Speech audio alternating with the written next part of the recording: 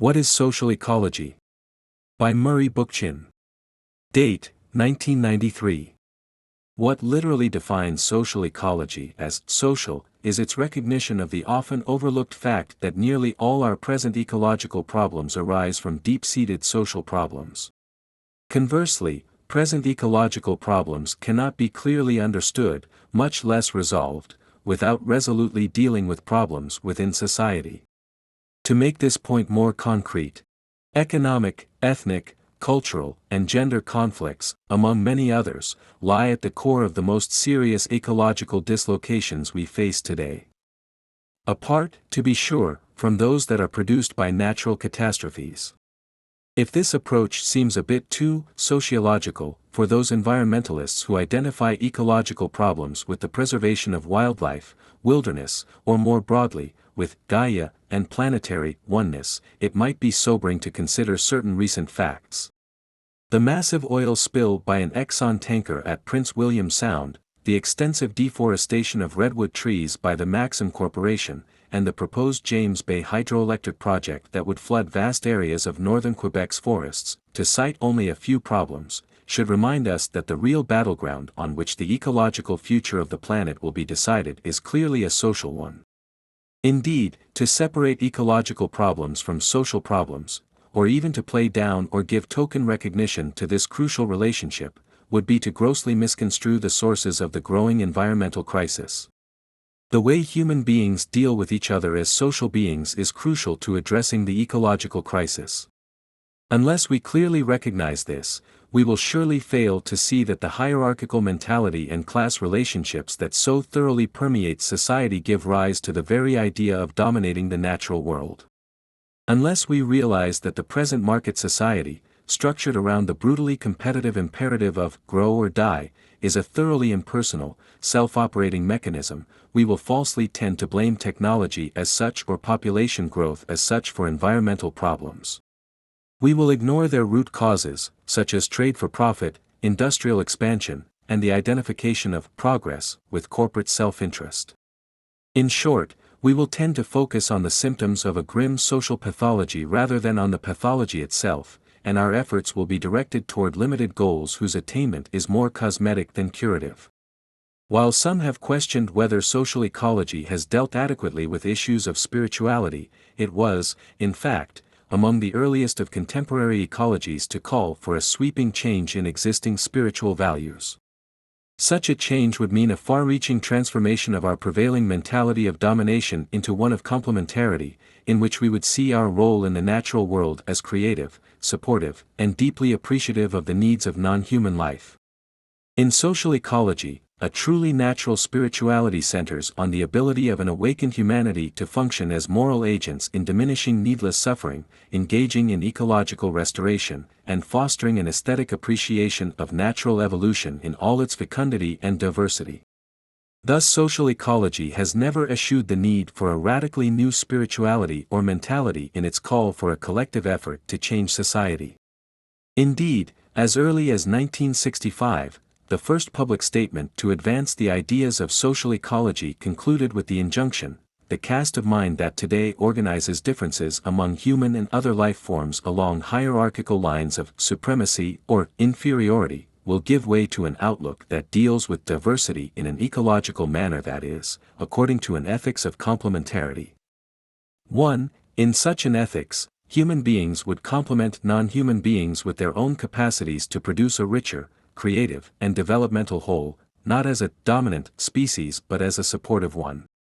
Although this idea, expressed at times as an appeal for the re-spiritization of the natural world, recurs throughout the literature of social ecology, it should not be mistaken for a theology that raises a deity above the natural world or that seeks to discover one within it.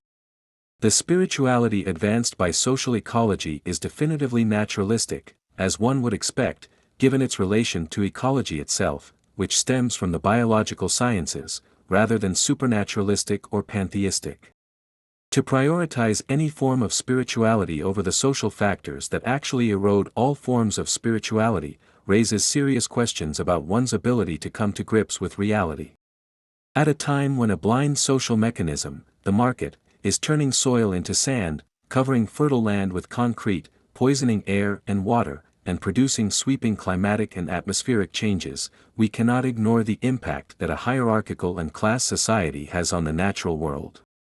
We must earnestly deal with the fact that economic growth, gender oppressions, and ethnic domination, not to speak of corporate, state, and bureaucratic interests, are much more capable of shaping the future of the natural world than are privatistic forms of spiritual self-regeneration. These forms of domination must be confronted by collective action and major social movements that challenge the social sources of the ecological crisis, not simply by personalistic forms of consumption and investment that often go under the rubric of green capitalism.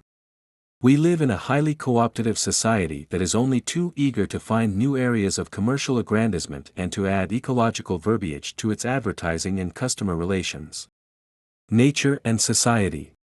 Let us begin, then, with basics, namely, by asking what we mean by nature and society. Among the many definitions of nature that have been formulated over time, one is rather elusive and often difficult to grasp because it requires a certain way of thinking, one that stands at odds with what we popularly call linear thinking. This form of nonlinear or organic thinking is developmental rather than analytical, or, in more technical terms, dialectical rather than instrumental. Nature, conceived in terms of developmental thinking, is more than the beautiful vistas we see from a mountaintop or in the images that are fixed on the backs of picture postcards. Such vistas and images of non-human nature are basically static and immobile. Our attention, to be sure, may be arrested by the soaring flight of a hawk, or the bolting leap of a deer, or the low-slung shadowy loping of a coyote. But what we are really witnessing in such cases are the mere kinetics of physical motion, caught in the frame of an essentially static image of the scene before our eyes. It deceives us into believing in the eternality of a single moment in nature. If we look with some care into non-human nature as more than a scenic view, we begin to sense that it is basically an evolving phenomenon, a richly fecund, even dramatic development that is forever changing. I mean to define non-human nature precisely as an evolving process, as the totality, in fact, of its evolution. This encompasses the development from the inorganic into the organic, from the less differentiated and relatively limited world of unicellular organisms into that of multicellular ones equipped with simple, later complex, and presently fairly intelligent neural apparatuses that allow them to make innovative choices. Finally, the acquisition of warm-bloodedness gives to organisms the astonishing flexibility to exist in the most demanding climatic environments. This vast drama of non-human nature is in every respect stunningly wondrous. It is marked by increasing subjectivity and flexibility and by increasing differentiation that makes an organism more adaptable to new environmental challenges and opportunities and renders a living being more equipped to alter its environment to meet its own needs. One may speculate that the potentiality of matter itself, the ceaseless interactivity of atoms in forming new chemical combinations to produce ever more complex molecules, amino acids, proteins, and, under suitable conditions, elementary life forms, is inherent in inorganic nature.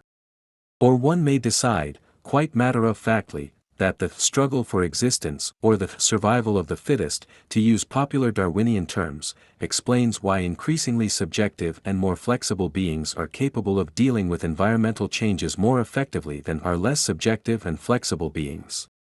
But the fact remains that the kind of evolutionary drama I have described did occur, and is carved in stone in the fossil record.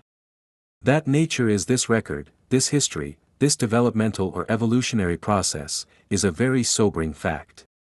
Conceiving non-human nature as its own evolution rather than as a mere vista has profound implications, ethical as well as biological, for ecologically minded people. Human beings embody, at least potentially, attributes of non-human development that place them squarely within organic evolution.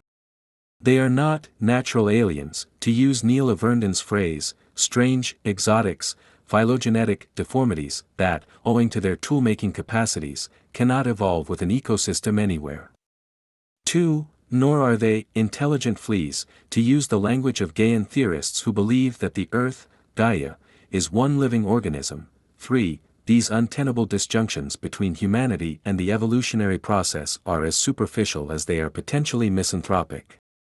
Humans are highly intelligent, indeed, very self-conscious primates, which is to say that they have emerged, not diverged, from a long evolution of vertebrate life forms into mammalian, and finally, primate life forms.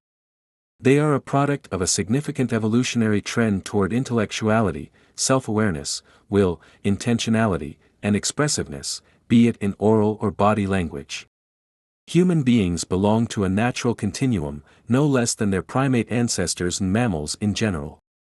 To depict them as aliens that have no place or pedigree in natural evolution, or to see them essentially as an infestation that parasitizes a highly anthropomorphic version of the planet, Gaia, the way fleas parasitized dogs and cats, is bad thinking, not only bad ecology. Lacking any sense of process, this kind of thinking, regrettably so commonplace among ethicists, radically bifurcates the non-human from the human. Indeed, to the degree that non-human nature is romanticized as wilderness, and seen presumably as more authentically natural than the works of humans, the natural world is frozen into a circumscribed domain in which human innovation, foresight, and creativity have no place and offer no possibilities. The truth is that human beings not only belong in nature, they are products of a long, natural evolutionary process. Their seemingly unnatural activities, like the development of technology and science, the formation of mutable social institutions, of highly symbolic forms of communication, of aesthetic sensibilities, the creation of towns and cities, all would be impossible without the large array of physical attributes that have been eons in the making, be they large brains or the bipedal motion that frees their hands for tool making and carrying food. In many respects, human traits are enlargements of non-human traits that have been evolving over the ages. Increasing care for the young, cooperation, the substitution of mentally guided behavior for largely instinctive behavior, all are present more keenly in human behavior. The difference between the development of these traits among non-human beings is that among humans they reach a degree of elaboration and integration that yields cultures or, viewed institutionally in terms of families, bands, tribes, hierarchies, economic classes, and the state, highly mutable societies for which there is no precedent in the non-human world, unless the genetically programmed behavior of insects is to be regarded as social. In fact, the emergence and development of human society is a shedding of instinctive behavioral traits, a continuing process of clearing a new terrain for potentially rational behavior. Human beings always remain rooted in their biological evolutionary history, which we may call first nature, but they produce a characteristically human social nature of their own which we may call second nature. And far from being unnatural, human second nature is eminently a creation of organic evolution's first nature. To write the second nature created by human beings out of nature as a whole, or indeed, to minimize it, is to ignore the creativity of natural evolution itself and to view it one-sidedly. If true evolution embodies itself simply in creatures like grizzly bears, wolves, and whales, generally, animals that people find aesthetically pleasing or relatively intelligent, then human beings are literally denatured. In such views, whether seen as aliens or as fleas, humans are essentially placed outside the self-organizing thrust of natural evolution toward increasing subjectivity and flexibility. The more enthusiastic proponents of this denaturing of humanity may see human beings as existing apart from non-human evolution, thereby dealing with people as a freaking, as Paul Shepard puts it, of the evolutionary process. Others simply avoid the problem of humanity's unique place in natural evolution by promiscuously putting human beings on a par with beetles in terms of their intrinsic worth. In this either/or propositional thinking, the social is either separated from the organic, or flippantly reduced to the organic, resulting in an inexplicable dualism at one extreme or a naive reductionism at the other. The dualistic approach, with its quasi-theological premise that the world was made for human use, is saddled with the name of anthropocentricity, while the reductionist approach, with its almost meaningless notion of a biocentric democracy, is saddled with the name of biocentricity. The bifurcation of the human from the non-human reveals a failure to think organically, and to approach evolutionary phenomena with an evolutionary way of thought. Needless to say, if we are content to regard nature as no more than a scenic vista, mere metaphoric and poetic description of it might suffice to replace systematic thinking about it. But if we regard nature as the history of nature, as an evolutionary process that is going on to one degree or another under our very eyes, we dishonor this process by thinking of it in anything but a processual way. That is to say, we require a way of thinking that recognizes that what is, as it seems to lie before our eyes, is always developing into what it is not, that it is engaged in a continual self-organizing process in which past and present, seen as a richly differentiated but shared continuum, give rise to a new potentiality for a future, ever richer degree of wholeness. Accordingly, the human and the non-human can be seen as aspects of an evolutionary continuum, and the emergence of the human can be located in the evolution of the non-human, without advancing naive claims that one is either superior to or made for the other. By the same token, in a processual, organic, and dialectical way of thinking, we would have little difficulty in locating and explaining the emergence of the social out of the biological, of second nature out of first nature. It seems more fashionable these days to deal with ecologically significant social issues like a bookkeeper. One simply juxtaposes two columns, labeled Old Paradigm and New Paradigm, as though one were dealing with debits and credits. Obviously distasteful terms like centralization are placed under Old Paradigm, while more appealing ones like decentralization are regarded as New Paradigm. The result is an inventory of bumper sticker slogans whose bottom line is patently a form of absolute good versus absolute evil.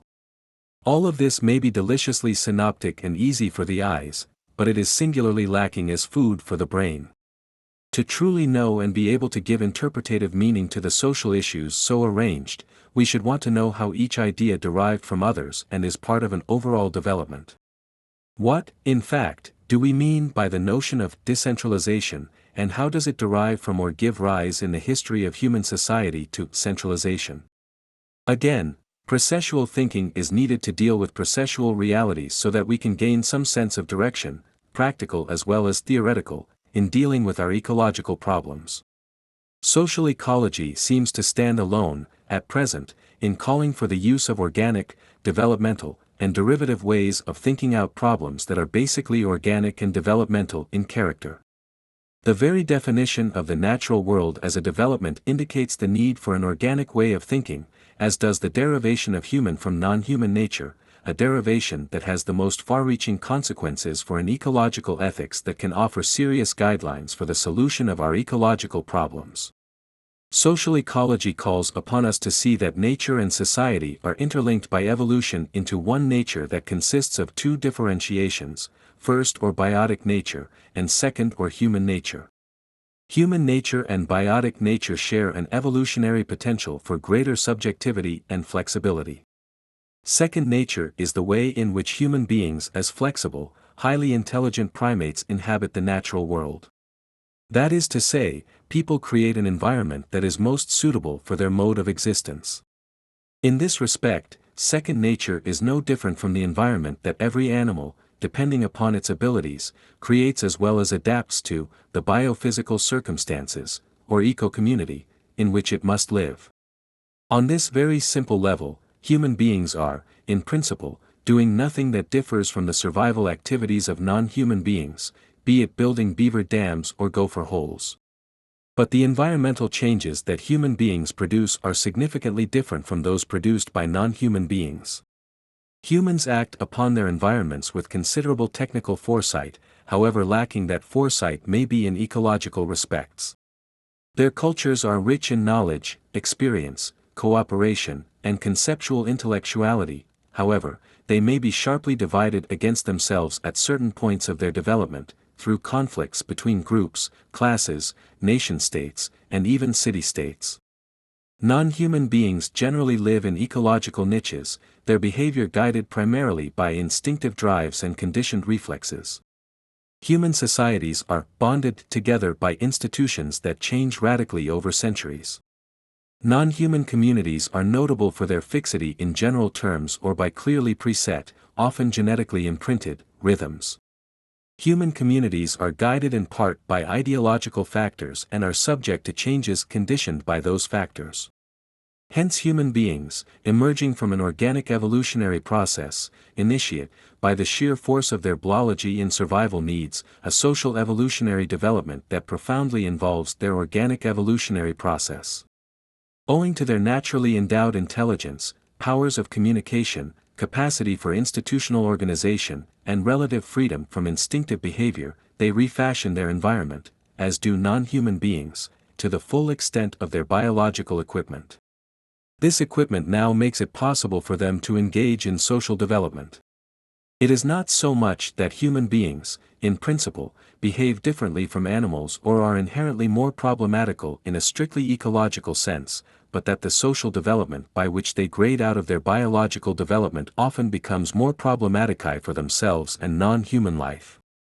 How these problems emerge, the ideologies they produce, the extent to which they contribute to biotic evolution or abort it, and the damage they inflict on the planet as a whole lie at the very heart of the modern ecological crisis. Second nature, far from marking the fulfillment of human potentialities, is riddled by contradictions, antagonisms, and conflicting interests that have distorted humanity's unique capacities for development. It contains both the danger of tearing down the biosphere and, given a further development of humanity toward an ecological society, the capacity to provide an entirely new ecological dispensation. Social hierarchy and domination. How, then, did the social, eventually structured around status groups, class formations, and cultural phenomena, emerge from the biological? We have reason to speculate that as biological facts such as lineage, gender distribution, and age differences were slowly institutionalized, their uniquely social dimension was initially quite egalitarian. Later it acquired an oppressive hierarchical and then an exploitative class form. The lineage or blood tie in early prehistory obviously formed the organic basis of the family. Indeed, it joined together groups of families into bands, clans, and tribes, through either intermarriage or fictive forms of descent, thereby forming the earliest social horizon of our ancestors. More than in other mammals, the simple biological facts of human reproduction and protracted maternal care of the infant tended to knit siblings together and produced a strong sense of solidarity and group inwardness. Men, women, and their children were brought into a condition of a fairly stable family life, based on mutual obligation and an expressed sense of affinity that was often sanctified by marital vows of one kind or another. Outside the family in all its elaborations into bands, clans, tribes and the like, other human beings were regarded as strangers, who could alternatively be welcomed hospitably or enslaved or put to death. What mores existed were based on an unreflected body of customs that seem to have been inherited from time immemorial. What we call morality began as the commandments of a deity, in that they required some kind of supernatural or mystical reinforcement to be accepted by the community. Only later, beginning with the ancient Greeks, did ethical behavior emerge, based on rational discourse and reflection. The shift from blind custom to a commanding morality, and finally, to a rational ethics occurred with the rise of cities and urban cosmopolitanism. Humanity, gradually disengaging itself from the biological facts of blood ties, began to admit that a stranger, and increasingly recognize itself as a shared community of human beings rather than an ethnic folk, a community of citizens rather than of kinsmen. In the primordial and socially formative world that we must still explore, other of humanity's biological traits were to be reworked from the strictly natural to the social. One of these was the fact of age and its distinctions. In the emerging social groups that developed among early humans, the absence of a written language helped to confer on the elderly a high degree of status, for it was they who possessed the traditional wisdom of the community, the kinship lines that prescribed marital ties in obedience to extensive incest taboos, and techniques for survival that had to be acquired by both the young and the mature members of the group. In addition, the biological fact of gender distinctions were to be slowly reworked along social lines into what were initially complementary sororal and fraternal groups.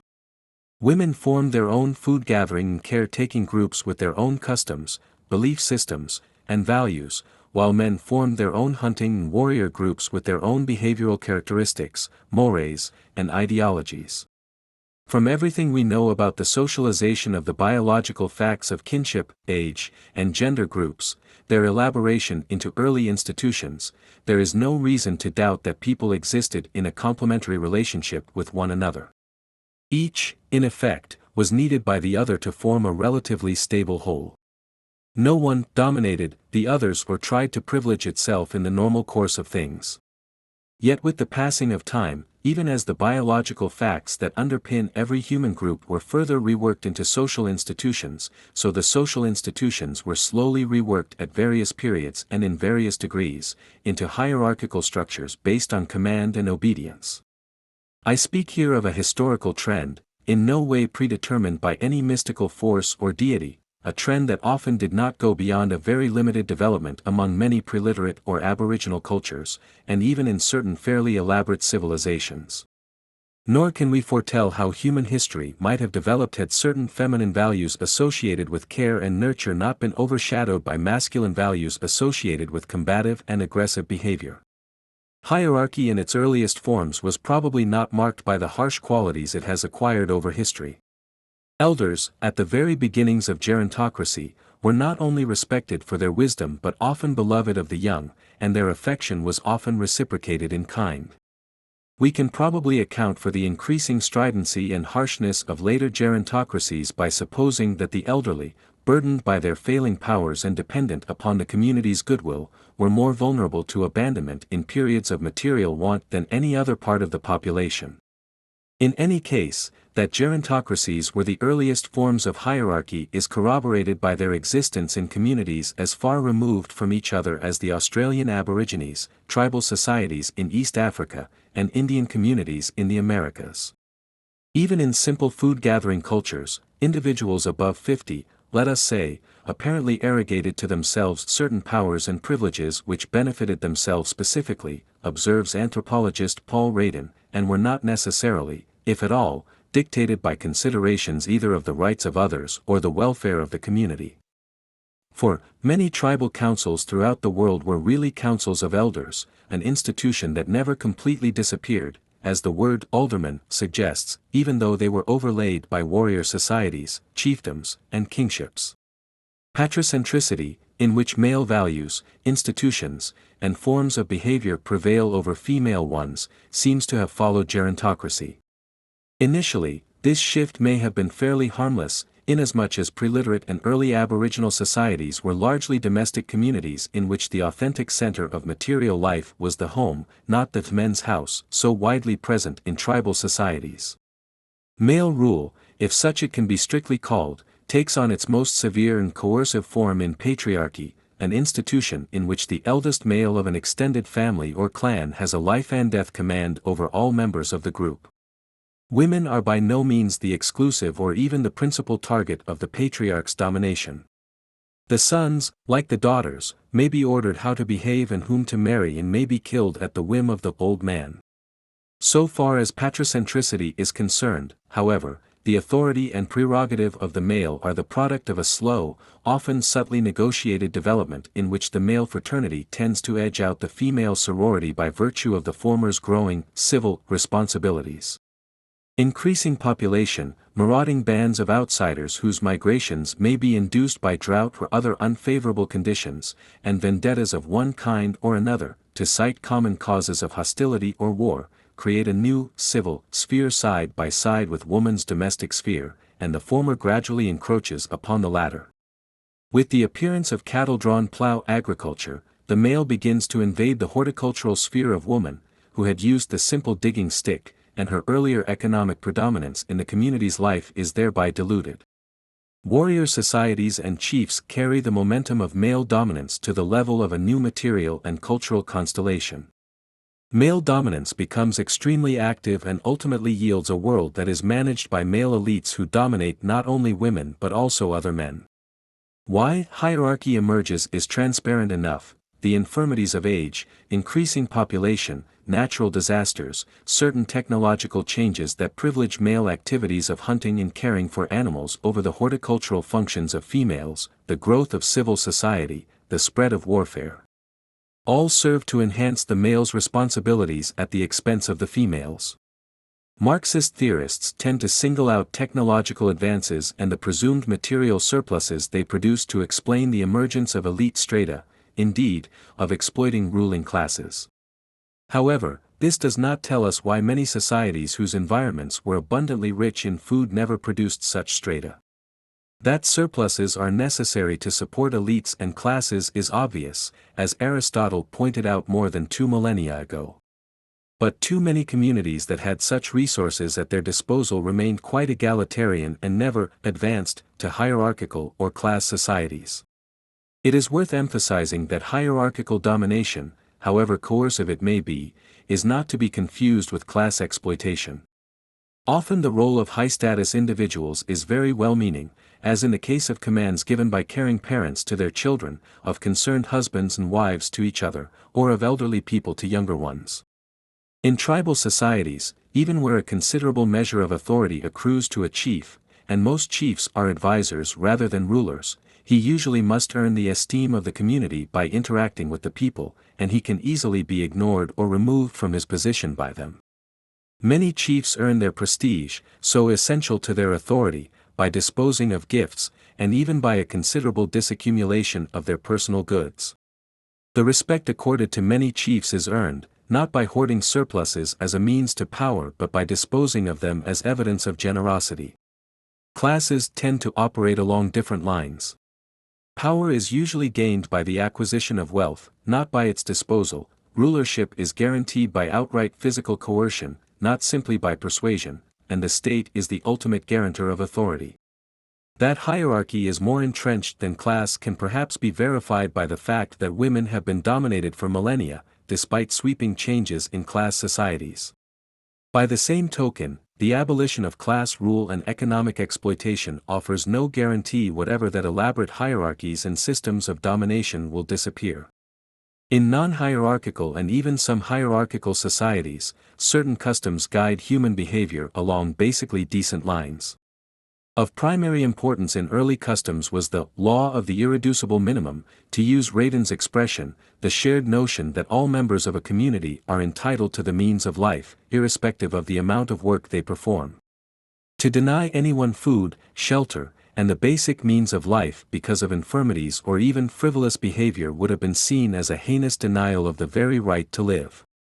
Nor were the resources and things needed to sustain the community ever completely privately owned. Overriding individualistic control was the broader principle of usufruct, the notion that the means of life that were not being used by one group could be used, as need be, by another. Thus unused land, orchards, and even tools and weapons, if left idle, were at the disposition of anyone in the community who needed them. Lastly, custom fostered the practice of mutual aid, the rather sensible cooperative behavior of sharing things and labor, so that an individual or family in fairly good circumstances could expect to be helped by others if their fortunes should change for the worse. Taken as a whole, these customs became so sedimented into society that they persisted long after hierarchy became oppressive and class society became predominant. The idea of dominating nature. Nature, in the broad sense of a biotic environment from which humans take the simple things they need for survival, often has no meaning to preliterate peoples. Immersed in nature as the very universe of their lives, it has no special meaning, even when they celebrate animistic rituals and view the world around them as a nexus of life, often imputing their own social institutions to the behavior of various species, as in the case of beaver lodges and human-like spirits. Words that express our conventional notions of nature are not easy to find, if they exist at all, in the languages of Aboriginal peoples. With the rise of hierarchy and human domination, however, the seeds are planted for a belief that nature not only exists as a world apart, but that it is hierarchically organized and can be dominated. The study of magic reveals this shift clearly. Early forms of magic did not view nature as a world apart. Its worldview tended to be such that a practitioner essentially pleaded with the chief spirit of the game to coax an animal in the direction of an arrow or a spear. Later, magic becomes almost entirely instrumental. The game is coerced by magical techniques to become the hunter's prey. While the earliest forms of magic may be regarded as the practices of a generally non-hierarchical and egalitarian community, the later forms of animistic beliefs betray a more or less hierarchical view of the natural world and of latent human powers of domination.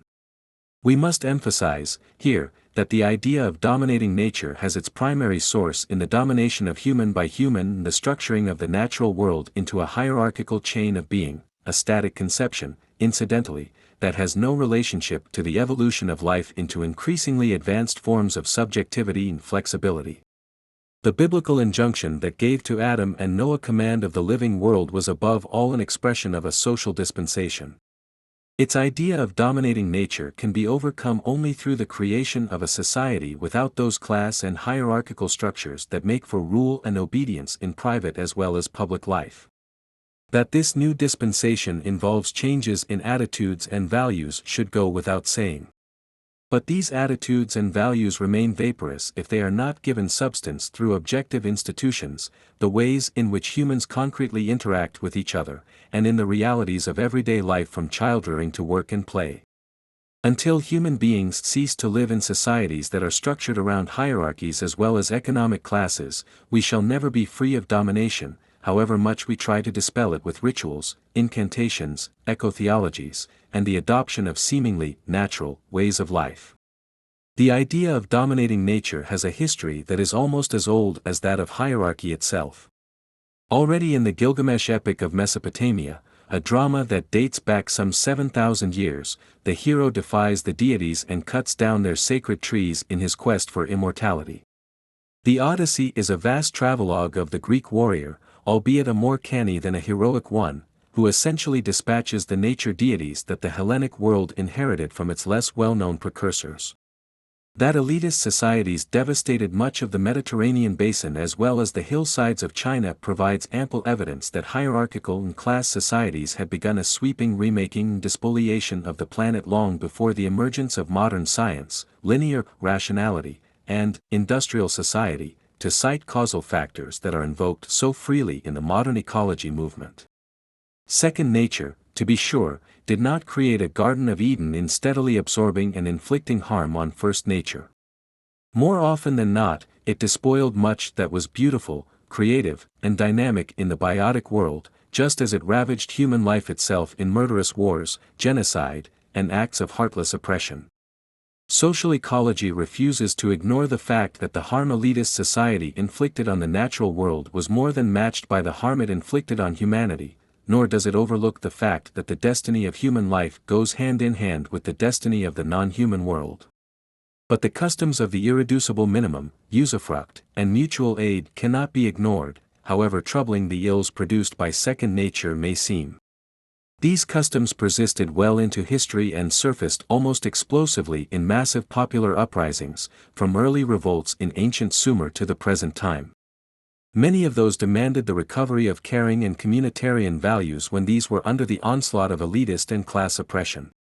Indeed, despite the armies that roamed the landscape of warring areas, the tax-gatherers who plundered ordinary village peoples, and the daily abuses that were inflicted by overseers on workers, community life still persisted and retained many of the cherished values of a more egalitarian past. Neither ancient despots nor feudal lords could fully obliterate them in peasant villages and in the towns with independent craft guilds. In ancient Greece, religions based on austerity and, more significantly, a rational philosophy that rejected the encumbering of thought and political life by extravagant wants, tended to scale down needs and delimit human appetites for material goods. They served to slow the pace of technological innovation to a point where new means of production could be sensitively integrated into a balanced society. Medieval markets were modest, usually local affairs, in which guilds exercised strict control over prices, competition, and the quality of the goods produced by their members. Grow or die. But just as hierarchies and class structures tend to acquire a momentum of their own and permeate much of society, so too the market began to acquire a life of its own and extended its reach beyond limited regions into the depths of vast continents. Exchange ceased to be primarily a means to provide for modest needs, subverting the limits imposed upon it by guilds or by moral and religious restrictions. Not only did it place a high premium on techniques for increasing production, it also became the procreator of needs, many of which are simply useless, and gave an explosive impetus to consumption and technology. First in northern Italy and the European lowlands, later, and most effectively, in England during the 17th and 18th centuries, the production of goods exclusively for sale and profit, the capitalistic commodity, rapidly swept aside all cultural and social barriers to market growth.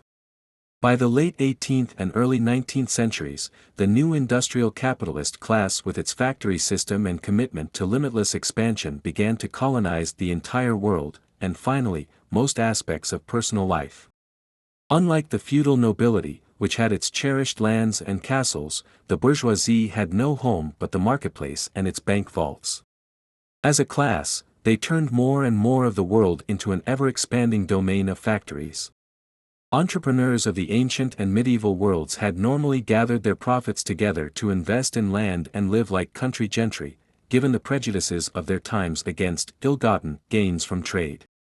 On the other hand, the industrial capitalists of the modern world spawned a bitterly competitive marketplace that placed a high premium on industrial expansion and the commercial power it conferred, and functioned as though growth were an end in itself. It is crucially important, in social ecology, to recognize that industrial growth does not result from a change in a cultural outlook alone, and least of all, from the impact of scientific rationality on society. It stems above all from harshly objective factors churned up by the expansion of the market itself, factors that are largely impervious to moral considerations and efforts at ethical persuasion. Indeed, despite the close association between capitalist development and technological innovation, the most driving imperative of the capitalist market, given the dehumanizing competition that defines it, is the need to grow, and to avoid dying at the hands of savage rivals.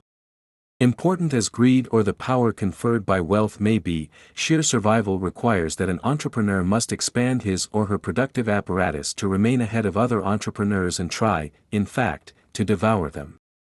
The key to this law of life to survival is expansion, and greater profit, to be invested in still further expansion. Indeed, the notion of progress, once identified by our ancestors as a faith in the evolution of greater human cooperation and care, is now identified with economic growth. The effort by many well-intentioned ecology theorists and their admirers to reduce the ecological crisis to a cultural rather than a social problem can easily become obfuscatory. However ecologically concerned an entrepreneur may be, the harsh fact is that his or her very survival in the marketplace precludes a meaningful ecological orientation. To engage in ecologically sound practices places a morally concerned entrepreneur at a striking, and indeed, fatal disadvantage in a competitive relationship with a rival, notably one who lacks any ecological concerns and thus produces at lower costs and reaps higher profits for further capital expansion. Indeed, to the extent that environmental movements and ideologies merely moralize about the wickedness of our anti-ecological society, and emphasize change in personal life and attitudes, they obscure the need for social action. Corporations are skilled at manipulating this desire to be present as an ecological image. Mercedes-Benz, for example, declaims in a 2-page ad, decorated with a bison painting from a Paleolithic cave wall, that we must work to make more environmentally sustainable progress by including the theme of the environment in the planning of new products. 5. Such deceptive messages are commonplace in Germany, one of Western Europe's worst polluters. Advertising is equally self-serving in the United States, where leading polluters piously declare that for them, every day is Earth Day. The point social ecology emphasizes is not that moral and spiritual change is meaningless or unnecessary, but that modern capitalism is structurally amoral and hence impervious to any moral appeals. The modern marketplace has imperatives of its own, irrespective of who sits in the driver's seat or grabs onto its handlebars.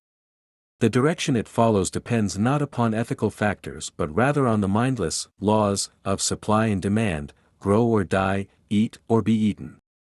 Maxims like, business is business, explicitly tell us that ethical, religious, psychological, and emotional factors have absolutely no place in the impersonal world of production, profit, and growth. It is grossly misleading to think that we can divest this brutally materialistic, indeed, mechanistic, world of its objective character, that we can vaporize its hard facts rather than transforming it. A society based on grow or die as its all-pervasive imperative must necessarily have a devastating ecological impact. Given the growth imperative generated by market competition, it would mean little or nothing if the present-day population were reduced to a fraction of what it is today. Insofar as entrepreneurs must always expand if they are to survive, the media that have fostered mindless consumption would be mobilized to increase the purchase of goods, irrespective of the need for them. Hence it would become indispensable in the public mind to own 2 or 3 of every appliance, motor vehicle, electronic gadget, or the like, where one would more than suffice. In addition, the military would continue to demand new, more lethal instruments of death, of which new models would be required annually. Nor would softer technologies produced by a grow-or-die market fail to be used for destructive capitalistic ends. 2 centuries ago, the forests of England were hacked into fuel for iron forges with axes that had not changed appreciably since the Bronze Age, and ordinary sails guided ships laden with commodities to all parts of the world well into the 19th century. Indeed, much of the United States was cleared of its forests, wildlife, soil, and aboriginal inhabitants with tools and weapons that would have been easily recognized, however much they were modified, by Renaissance people who had yet to encounter the Industrial Revolution. What modern techniques did was to accelerate a process that was well underway at the close of the Middle Ages. It did not devastate the planet on its own, it abetted a phenomenon, the ever-expanding market system that had its roots in one of history's most fundamental social transformations, the elaboration of hierarchy and class into a system of distribution based on exchange rather than complementarity and mutual aid. An ecological society. Social ecology is an appeal not only for moral regeneration but also, and above all, for social reconstruction along ecological lines. It emphasizes that an ethical appeal to the powers that be, that embody blind market forces and competitive relationships, taken by itself, is likely to be futile. Indeed, taken by itself, it often obscures the real power relationships that prevail today by making the attainment of an ecological society seem merely a matter of attitude, of spiritual change, or of quasi-religious redemption. Although always mindful of the need for spiritual change, social ecology seeks to redress the ecological abuses that society has inflicted on the natural world by going to the structural as well as the subjective sources of notions like the domination of nature. That is, it challenges the entire system of domination itself and seeks to eliminate the hierarchical and class edifice that has imposed itself on humanity and defined the relationship between non-human and human nature. It advances an ethics of complementarity in which human beings must play a supportive role in perpetuating the integrity of the biosphere, as potentially, at least, the most conscious products of natural evolution. Indeed, humans are seen to have a moral responsibility to function creatively in the unfolding of that evolution. Social ecology thus stresses the need for embodying its ethics of complementarity in palpable social institutions that will give active meaning to its goal of wholeness, and of human involvement as conscious and moral agents in the interplay of species. It seeks the enrichment of the evolutionary process by diversification of life forms.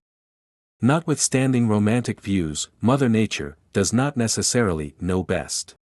To oppose activities of the corporate world does not mean that one has to become naively romantic and biocentric. By the same token, to applaud humanity's potential for foresight and rationality, and its technological achievements, does not mean that one is anthropocentric. The loose usage of such buzzwords, so commonplace in the ecology movement, must be brought to an end by reflective discussion. Social ecology, in effect, recognizes that, like it or not, the future of life on this planet pivots on the future of society. It contends that evolution, whether in first nature or in second, is not yet complete. Nor are the two realms so separated from each other that we must choose one or the other, either natural evolution with its biocentric halo, or social evolution, as we have known it up to now, with its anthropocentric halo, as the basis for a creative biosphere. We must go beyond both the natural and the social toward a new synthesis that contains the best of both. Such a synthesis will transcend them in the form of a creative, self-conscious, and therefore, free nature, in which human beings intervene in natural evolution with their best capacities, their moral sense, their unprecedented degree of conceptual thought, and their remarkable powers of communication. But such a goal remains mere verbiage unless it can be given logistical and social tangibility. How are we to organize a free nature that goes beyond the rhetoric so plentiful in the ecology movement? Logistically, free nature is unattainable without the decentralization of cities into confederally united communities sensitively tailored to the natural areas in which they are located. It means the use of eco-technologies, and of solar, wind, methane, and other sources of energy, the use of organic forms of agriculture, the design of humanly scaled, versatile industrial installations to meet regional needs of confederated municipalities. It means, too, an emphasis not only on recycling, but on the production of high-quality goods that can last for generations. It means the substitution of creative work for insensate labor and an emphasis on artful craftspersonship in preference to mechanized production. It means the leisure to be artful and engage in public affairs. One would hope that the sheer availability of goods and the freedom to choose one's material lifestyle would sooner or later influence people to adopt moderation in all aspects of life as a response to the consumerism that is promoted by the capitalist market. 6.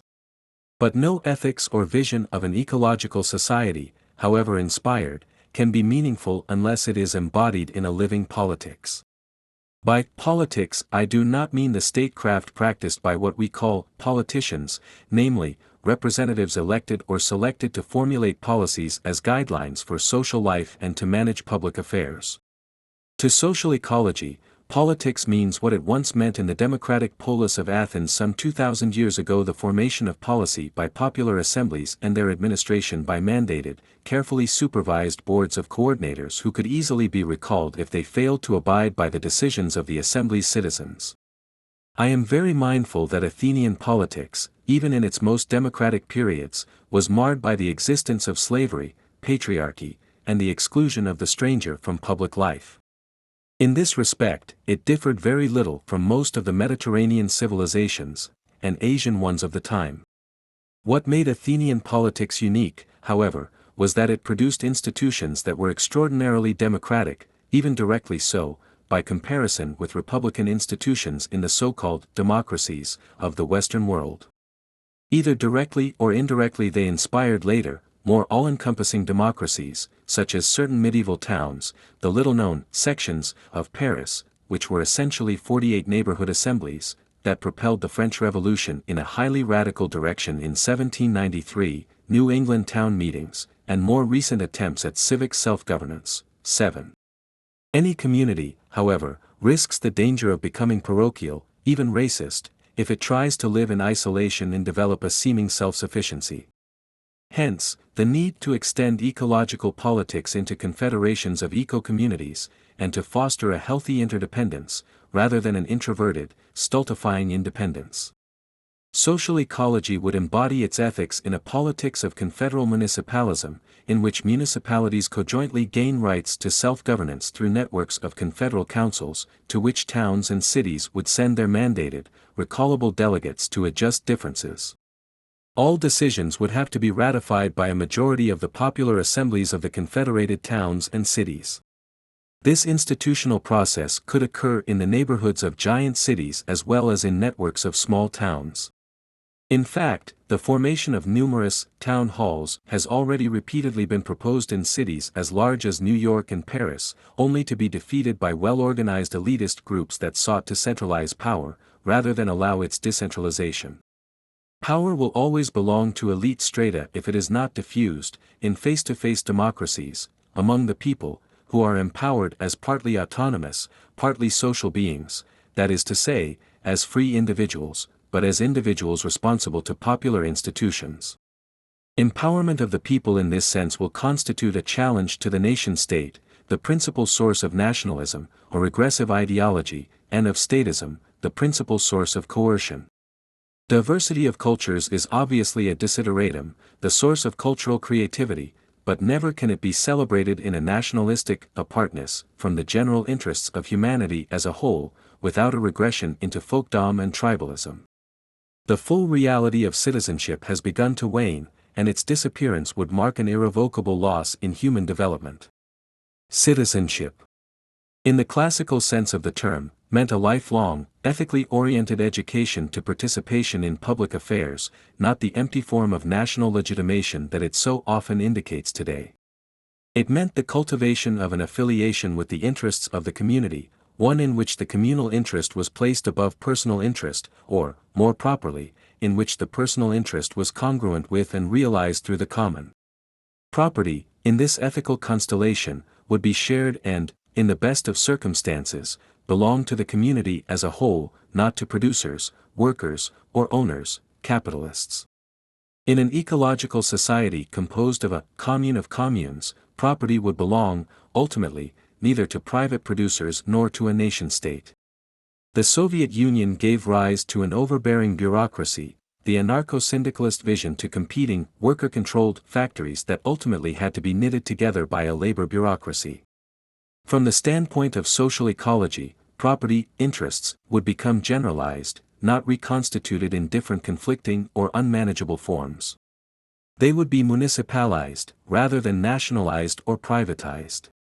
Workers, farmers, professionals, and the like would thus deal with municipalized property as citizens, not as members of a vocational or social group.